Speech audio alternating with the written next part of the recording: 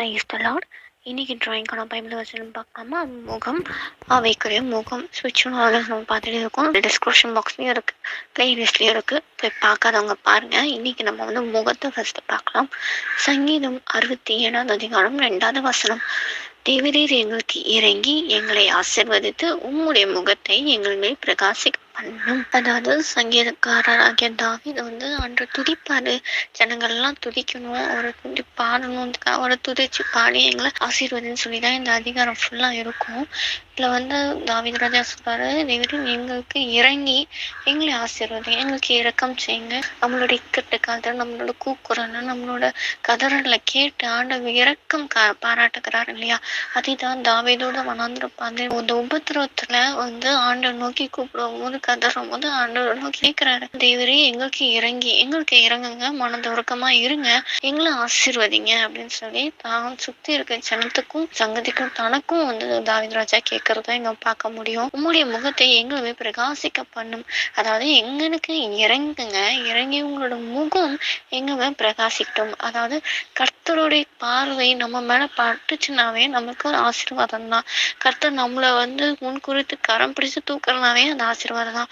எல்லாமே கர்த்தரோட செயலாகட்டும், பார்வையாகட்டும், பேச்சாகட்டும், வார்த்தையாகட்டும், தொடுதலாகட்டும், எல்லாமே அது நம்மளுக்கு ஆசீர்வாதம் தான். அதுல ஒண்ணுதான் உங்களோட முகம் எங்களுமே பிரகாசிக்கப்படும். கர்த்தருடைய முகம், அதாவது அந்த ஒரு பிரைட்னஸ், அந்த முகம் வந்து வெளிச்சமா இருக்கும், பிரகாசிக்கிறதா இருக்கு இல்லையா? அந்த ஒரு பிரகாசம் நமக்குள்ள காணப்படும் போது நம்மளோட முகமும் பிரகாசிக்குமா.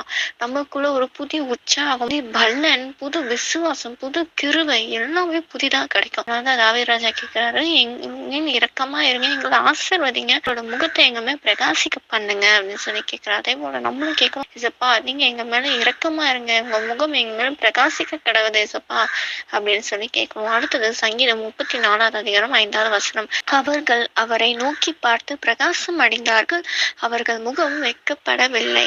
அவர்கள்லாம் யாரு? நம்ம தான், தாவீது ராஜா, அவங்க ஜனங்கள், அவங்க எல்லாருமே வந்து தேவனை நோக்கி பார்த்ததுனால அவங்க முகம் வந்து பிரகாசம் அடைந்தது. முன்ன வசனம் எங்களுக்கு இறக்க செய்யுங்க, ஆசீர்வாதிங்க, உங்க முகம் எங்க மேல பிரகாசிக்க பண்ணுங்கன்னு சொல்லி கேட்டார்ல. அடுத்த வசனம், கர்த்தர் வந்து அவங்க மேல வந்து பிரகாசிக்க பண்ணனால அவங்க முகம் வந்து வெட்கப்பட்டு போகவே இல்லையா? அதே போல நம்மளும் ஆண்டவர்கிட்ட கேட்கணும், ஆண்டவரே உங்க முகம் எங்க மேல பிரகாசிக்கட்டும்பா, அப்பதான் நாங்க வெட்கப்பட்டு போக மாட்டோம். ஏன்னா கர்த்தரோட முகம் நம்ம மேல பிரகாசம் அடைஞ்சதுன்னு வச்சுக்கோங்களேன், சுத்தி இருக்க ஜனங்கள் நம்மள பார்க்க மாட்டாங்க, தேவனை பார்ப்பாங்க. அப்ப நம்ம வந்து வெட்கப்பட்டு போக மாட்டோம், உயர்ந்து தான் இருப்போம். ஏன்னா நம்ம மூலியமா கர்த்தரை பார்க்கும்போது ஜனங்கள் எல்லாமே கர்த்தர் உயர்த்துவார். கர்த்தர் உயர்த்தப்பட்டாவே நம்ம உயர்த்தப்பட்ட மாதிரி தானே. ஸோ ஆண்டவர் கிட்ட வந்து உங்களோட முகம் எப்பவுமே எங்க முகத்தின் மேல பிரகாசமா இருக்க எங்களுக்கு கிருபை பாராட்டுங்க இசப்பா அப்படின்னு சொல்லி கேட்கும்போது நிச்சயமா ஆண்டவர் வந்து முகத்தை வந்து பிரகாசிக்க பண்ணுவார்.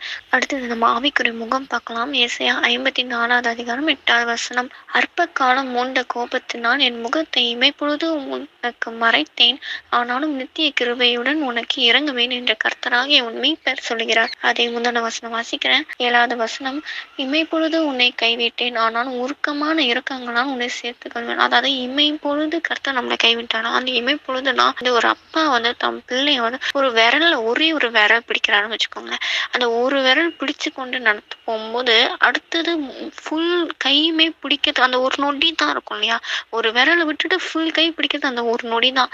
அது எப்படி அதை விட்டுட்டு பிடிக்கிறோம், அதே மாதிரி அந்த ஒரு நொடியில ஆண்டு வந்து நம்ம மேல வந்து நம்மளை கைவிட்ட மாதிரி இருக்கும். ஆனா உருக்கமான இறுக்கங்களால ஆண்டவன் நம்ம சேர்த்து கொடுக்குறோம். அவரோட இறுக்கம், நீடிய தயவு வந்து பெரியதா இருக்கு, ரொம்ப அதிகமா இருக்கு இல்லையா? அதாவது உருக்கமான இரக்கம், நம்ம மேல அவர் வைத்த இரக்கம் பெரியது, அன்பு பெரியது இல்லையா? அவர் நம்ம காட்டின அன்பு இரக்கம் எல்லாம் சொல்ல முடியாது, அது வந்து பெரியதா இருக்கு. அடுத்தது அற்ப காலம் உண்ட கோபம், அதனால அவர் முகம் வந்து இமைப்பொழுது நம்மளை வந்து மறைத்ததான். கர்த்தருக்கு கோபமே அவர் வந்து எப்படி சொல்றாரு பாருங்களா? அற்ப காலம், அது ஒரு சின்ன ஒரு இதுதான், அது ஒரு அற்ப காலத்துக்கு கோபப்பட்ட அந்த சின்ன ஒரு கோபம் முகத்தை வந்து நம்ம மேல வந்து ஒரு இமை பொழுது மறைக்கிறான். ஆனா வந்து நித்திய கிருபையுடன் உனக்கு இறங்கவே நினைச்சான். அந்த நித்திய கிருபை உன்னை வந்து இமை பொழுது கைவிட்டாரு, ஆனா உருக்கமான இறக்கங்களா நம்ம சேர்த்துக்கொள்ளாரு. இப்போ வந்து அற்ப காலத்தை சின்னதா தோணுன அந்த கோபம் என் முகத்தை வந்து உனக்கு மறைச்சேன், ஆனா அந்த நித்திய கிருபையா அவர் நித்தியமா வாழ்கிற தேவன் தான் நம்புவோம்.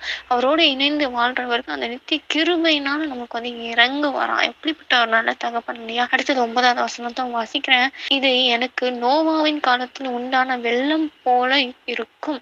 நோவாவின் காலத்தில் உண்டான வெள்ளம் இனி பூமியின் மேல் புரண்டு வருவதில்லை என்று நான் ஆணையிட்டது போல உன்மேல் நான் கோபம் கொள்வதில்லை என்றும் நான் கடிந்து கொள்வதில்லை என்றும் ஆணையிட்டேன். அதாவது நோவா காலத்துல வெள்ளம் புரண்டு ஓடுச்சுல்ல, அவ்வளவு பெரிய வெள்ளம் வந்து இனி இந்த பூமியில வந்து புரண்டு வராது அப்படின்னு சொல்லி கர்த்தர் ஆணையிட்டார். அதே மாதிரி நான் உன் மேல காட்டின கோபம் இனி அது வந்து கோபம் நான் காட்ட மாட்டேன், கடிந்து கொள்ள மாட்டேன் அப்படின்னு சொல்லி கர்த்தர் சொல்றார். அதுக்கு நம்ம வந்து கர்த்தருடைய வார்த்தையை கீழ்ப்படிந்து நடக்கும்போது கர்த்தருடைய சிச்சை வந்து நமக்கு வராது. செல்ல பிள்ளையா நம்ம இருப்போம். ஆண்டவரை நம்ம வந்து கோவப்படுத்த மாட்டோம். ஸோ கோவப்படுத்தாம நம்ம வந்து ஆண்டவர் வார்த்தைக்கு கீழ்ப்படிந்து நடக்கும்போது தான் ஆண்டவர் நம்மளை வந்து கைவிட மாட்டாரு.